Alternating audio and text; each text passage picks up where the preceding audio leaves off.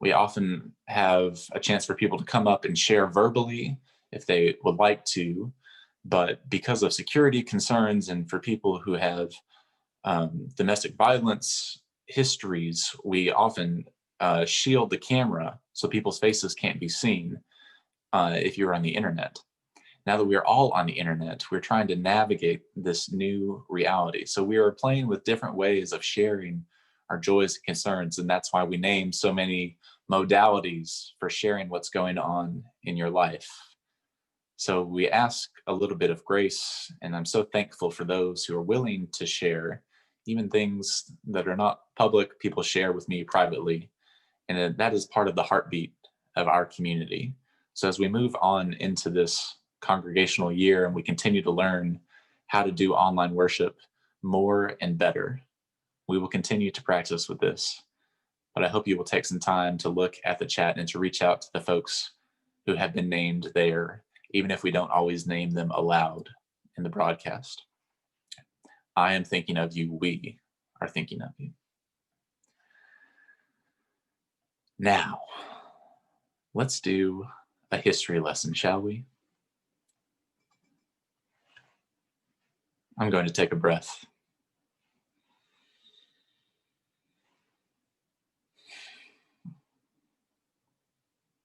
The history of Unitarian Universalism, if you've never heard of it before, is complex and complicated and comes from many different places. So I wanted to give a basic overview of Unitarian Universalism for our new folks who might be watching this live or might be watching it later. Unitarian Universalism, UU for short, comes from two distinct strands of Protestant Christianity. There were the Unitarians and there were the Universalists. And we're not going to go too deeply into the intricate history of each denomination because it's pretty fascinating. But the long and the short of it is that a long time ago, there was a group of Jewish folks in first century Palestine who started to understand religion in a new way following the Jesus movement. And they came to be identified as Christians. Christianity got subsumed into the Roman Empire, and it was radically altered from the life-giving and communal and sustainable model of religion that it was, based on the idea of communal sacrifice, communal care, communal responsibility, and communal salvation. Christianity was subsumed into empire, and it became something a little more heretical, one might say, and it became something entirely different from its origins. Fast forward to 1491, you have something that we call the Protestant Reformation, when people who identified as Christians said, this is not the way it's supposed to be. This is not what I signed up for. We can do this better. We can reform this. We can restore this. We can reclaim this. And it's that spirit of the Reformation and the Reformers from which the Unitarians and the Universalists draw a bulk of their identities. Fast forward to 1961, when the two Christian denominations joined forces, and you get Unitarian Universalism as one thing. That is part of the story, but that's not the whole story.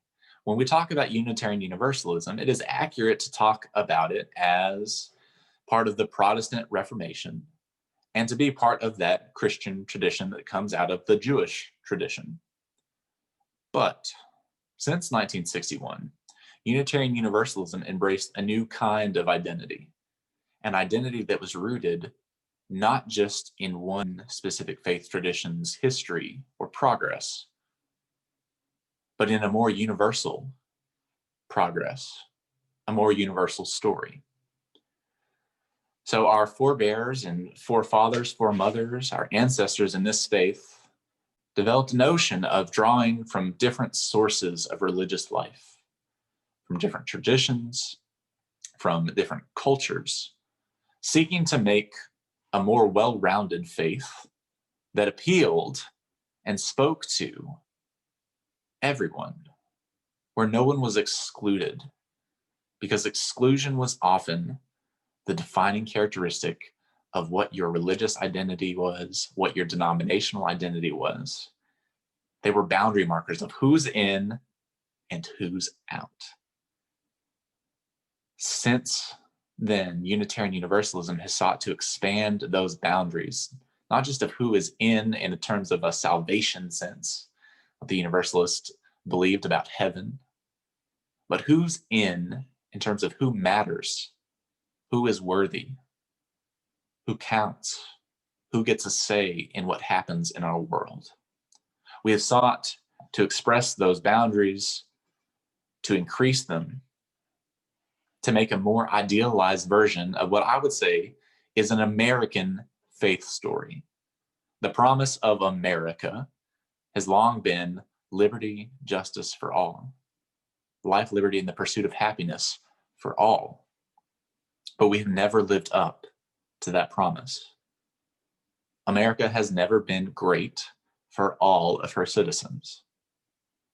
It's been great for people who look and talk like me, but not for everyone. Unitarian Universalism took some of those American ideals about equality and justice and working for liberation and combined a faith element into it, but not just a Christian faith element, but faith elements that come from many places. So we often speak of the Jewish and Christian tradition within Unitarian Universalism, but the ideas of a universal love and religious pluralism, and not only tolerance, but acceptance and learning and growing from one another, has roots not just in Europe, but in other places as well. Most recently discovered by me, and I think most interesting to me currently, is from 16th century India, from the Mughal Empire, the Muslim Empire, Emperor Akbar. I was lucky enough to be able to go to India last year and get to visit one of the capitals of this Mughal Empire, to a place called Fatehpur Sikri. And it's this beautiful, architecturally stunning place. But I was drawn to the hall of private audience, where Emperor Akbar would sit and greet his people and the nobles who would come from different parts of his land. And they were telling the story of this private meeting hall. They said that Emperor Akbar ruled over a multi-religious nation, a multi-religious kingdom, that he was an Islamic empire, an emperor, so there were Muslims, but there were also Hindus, Jains, there were even some folks who professed Christianity, there were folks who espoused Zoroastrianism, and even some folks who practiced Judaism, that it really was a multi-religious place to live. And recognizing this, he did away with some of the Islamic taxes on non-Muslims, and he started to espouse a pluralism. And in the middle of the city of Fatehpur Sikri, where his private meeting hall was, he had this pillar constructed. And it's in the center of the room, and it goes up in its beautiful red sandstone, red clay, it looks like. And it has geometric designs on it. And they look disjointed at first. But as the tour guide will tell you and explain, each section is a geometric design or a pattern that relates to a different religious understanding. That there are crosses from Christianity, there are lotus flowers from Hinduism, there are geometric patterns from Zoroastrianism, and it's all surrounded by Islamic architecture. He called it Din el-Ilahi, the religion of light. And it was meant to find the commonality in each person. That no matter where you grew up, how you grew up, that the light that connects all of us, that our Quaker siblings are so well known for espousing, that divine spark, that there's something about humanity that's in all creation stories of life being breathed into humanity, that there's something about how we got here that is miraculous and that is worthy of being lifted up. We often talk about the Jewish and Christian roots of the Protestant Reformation, which is in the late 1500s into the 1600s, especially for Unitarians and Universalists. What was going on in India was either earlier or concurrent. And I think you can draw a direct line between that universalism and that religious pluralism and our multi-faith, multiracial, multi-ethnic congregation here at Restoration and Unitarian Universalism in general. A faith that fills its bowl from every water, from many waters, from many sources, from every corner of creation, in the American ideal, liberty and justice and faith for all. That's a little bit of the history of how we got here.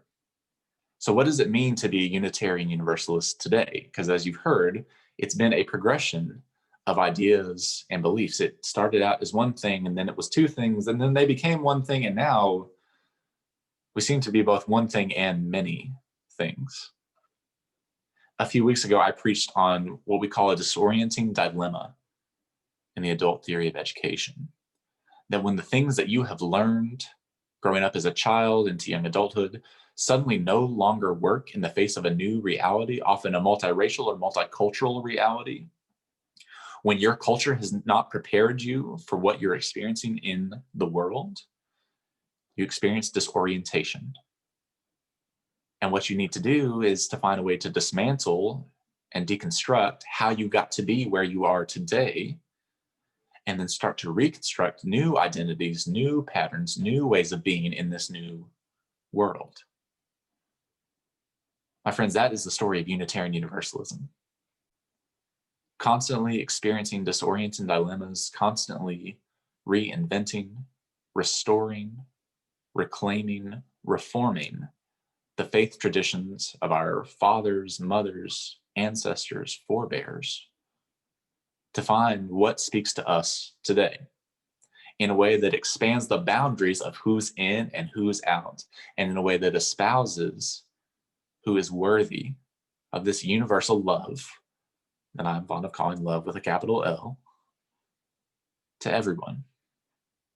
Ours is the tradition of a progressive love, that ever-widening circle of expanding grace that comes from traditions like Christianity, dwelling on passages from the Jesus movement. As the Father has loved me, I have loved you. Abide in my love. The notion that we are worthy of love, and thus we are called to love others. It's a simple tenet in all religious stories, in most religious stories, I should say. But alongside that love, there's also the theory of progress. We draw from Buddhism, for example, a quote of the Buddha: "It is better to travel well than to arrive." To enjoy the journey, it's about the journey rather than the destination. UUs love some journey, but we also love to fret about destination. Where are we headed? What are we doing? What is white supremacy culture, and why do I have to learn about it? The idea of progress is also central to this faith denomination, to this story. And I had a revelation when thinking about progress in my life and wondering, do I value progress more than restoration, more than reparation, more than reclamation, more than reformation? Do I value progress? And here I mean progress by the moving forward of ideas and the jettisoning of old ideas if they're not progressive enough to build something completely new, rather than looking at what is part of tradition and finding a way to restore it, to reclaim it, to renew it. I thought about this while pulling out clothes to either donate or throw away. And I had a pair of socks that I've had for a long time that have holes in them. And I thought, why don't I just sew those and keep wearing them? And then I thought, well, I could sew it and then it'll get broken again, or it'll get old in a new place. It's easier just to buy something new. it's easier just to buy something new. I wonder if we do that with our faith traditions. I wonder if that's part of our Unitarian Universalist story. And I wonder how we wrestle with that. While reading Robin Wall Kimmerer's book, Braiding Sweetgrass, she has an incredible story about the toxic sludge that has formed the sand around Lake Onondaga, one of the most sacred sites to the indigenous tribes of that part of what is now New York. She talks about the ability of plants to create life and to begin to survive and then thrive in that toxicity, and the ability of nature to take the roots of the quick-growing plants and the roots of the plants that take longer and the work of the minuscule insects and ants who begin the work of breaking up the toxicity in the sand, of pulling out the crud and starting to make new soil. There are plenty of toxic ideas in our faith traditions past. There are many toxic ideas in our faith traditions present. Can those toxic ideas, Christian supremacy, white supremacy, patriarchy, a consumerist model of religion, can those ideas be restored, be reclaimed, be reformed? That is the history of our people as well. Olympia Brown, the Reverend Olympia Brown, one of the first women to be ordained in North America, one of the first Universalist ministers, woman ministers. Her story is an incredible one, and she was only allowed to preach by the system that was set up that had many positions available and many men who wanted them.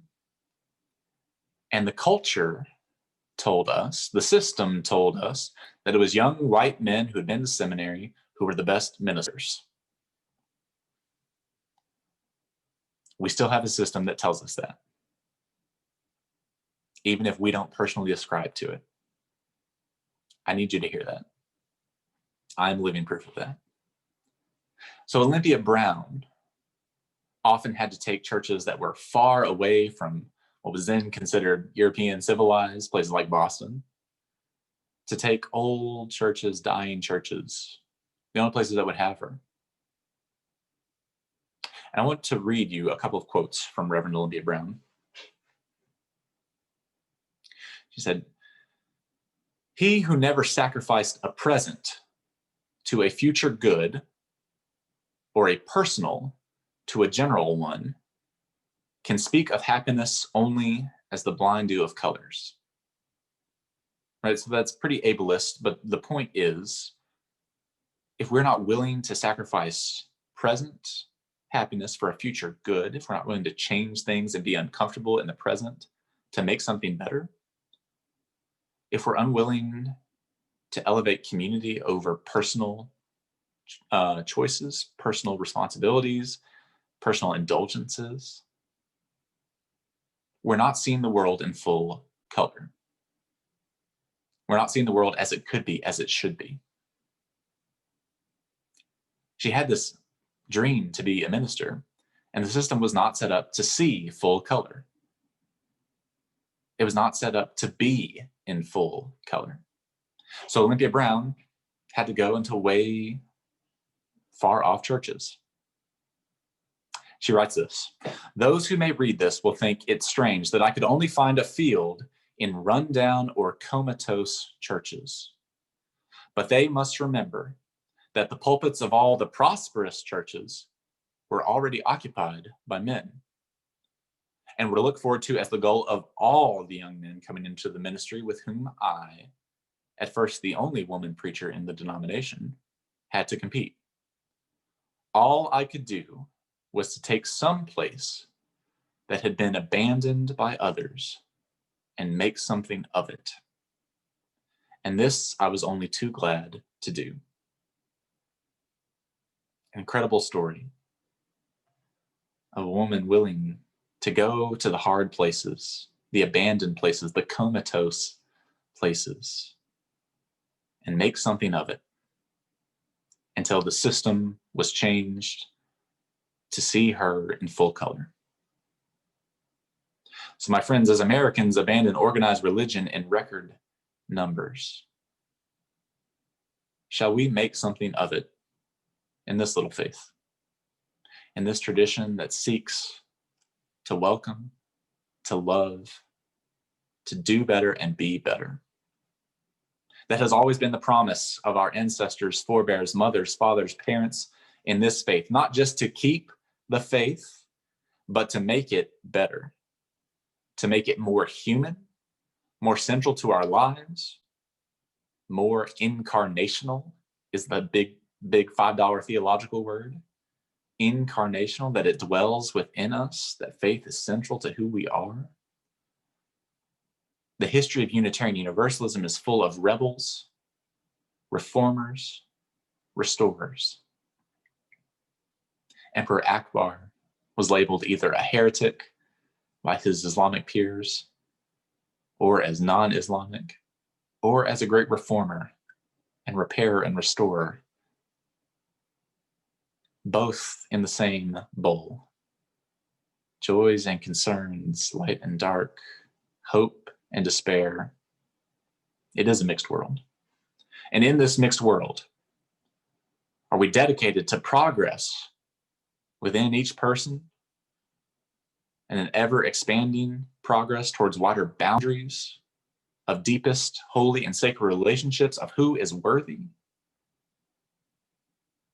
Or do we jettison anything that is not new, shiny, easy? Are we willing to be in relationship with the toxic parts in order to reform and restore them? Who is worthy is often the question answered by religions. Who is worthy? Here in Unitarian Universalism and here at Restoration, the answer is you are, my friend. That is our message. There is no original sin that can forever separate you from the love of God. There is no inherent condition that makes you broken and unlovable. But there is sin in this world. There are conditions and systems which continually break our relationships and our hearts and our bodies, especially those bodies that are black and brown, especially in this country. Each week, we gather here to be made whole again, to be inspired, as well as to be conspirators in how we might help to make the world whole again, too. If that sounds interesting to you, I invite you to reach out and ask questions. We don't have all the answers. I certainly don't have all the answers, but I do have my answers of what it means to be a UU and why I am here, how I got to be here. So for the last part of this homily, I invite you to think about what it means for you to be a UU, or what it means for you to be human. What are the deep questions in your life? For me, this is where I can most authentically practice my spirituality in ways that I believe to be challenging, meaningful, and revolutionary. It means to love my neighbor as myself, to be led wherever the force that I call God leads me. It means following an unsafe love that demands much. It means working for recovery, redemption, and restoration. It means intentional, multiracial, multicultural, multi-ethnic, multi-generational community. It means honoring relationships over my own desires, sacrificing personal for communal, sacrificing present for a future good. to go into the comatose places and to make something of it, to enjoy the journey without fretting too much about the destination, because the destination is full of love in which I abide. That's why I'm here. You are worthy, my friend. What does it mean for you? And I don't mean what is your elevator pitch to non-UUs to help them come visit our church. I mean, if you had unlimited time, great food, great drink, great discussion to share with another human being what is deepest inside of you, what you value most dearly, what you get out of this faith and of this place, what would you say? And how would it feel? So I want to invite you to meditate on these questions. And if you feel called to do so, to share them in the chat during Zoom coffee hour afterwards. Would you join me in this meditation? I invite you to close your eyes. Put your hand on your heart, however you feel comfortable. Take a breath.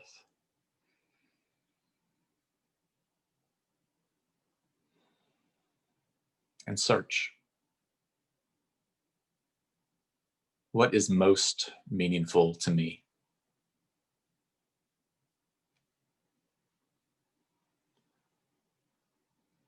What do I hold most dear?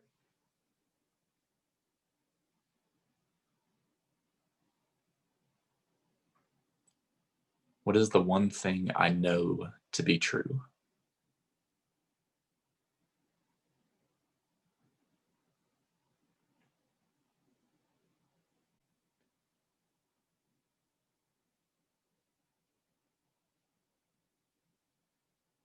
I invite you to put your hand to your head and to think, where do my deepest convictions intersect with something that is broken in the world? What might I help restore, reclaim, renew, or reform?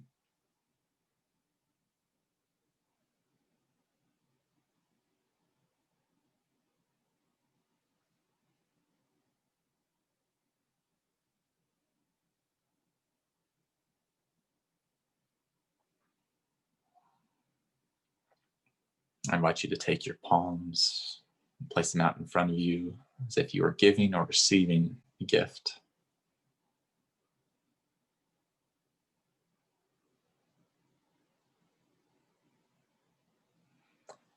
And to give or receive a gift, if you have an offering to this community, to the world, share it. If you have dreams and talents that would make this world a better place, create them, incarnate them. If you need a gift, if you need love or support or grace or forgiveness, take it in.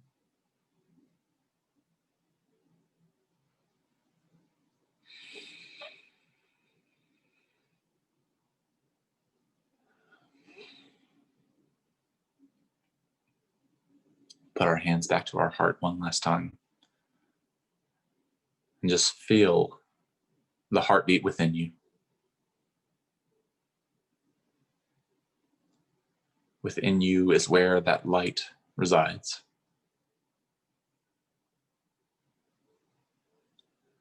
Within you is where your humanity is held.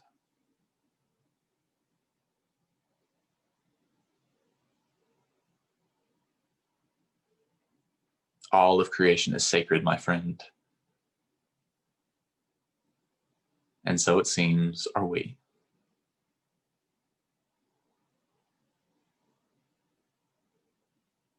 May it be so. Blessed be. Amen.